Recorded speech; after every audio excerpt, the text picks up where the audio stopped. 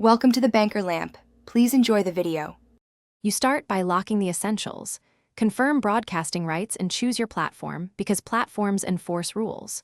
Once chosen, connect a camera and external mic to your encoder. Use 10 Mbps upload or higher for stable HD.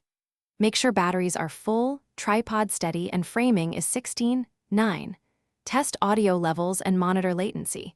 Doing this now prevents live surprises. You're not prepping forever. Finish these checks and go directly to configuring your stream settings.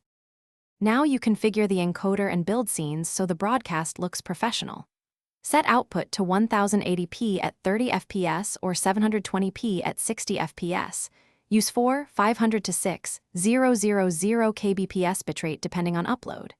Create scenes, wide field, scoreboard, close-up, and a camera switch hotkey. This makes your flow smooth. Route separate audio channels.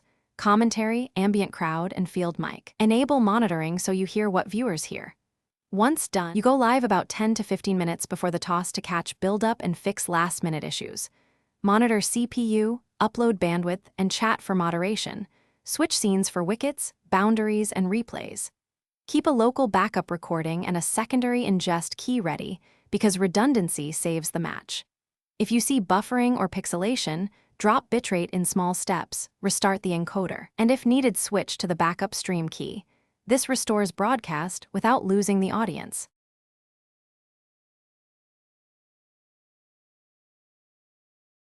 Thanks for watching. If this was helpful, leave a like and consider subscribing. See you next time.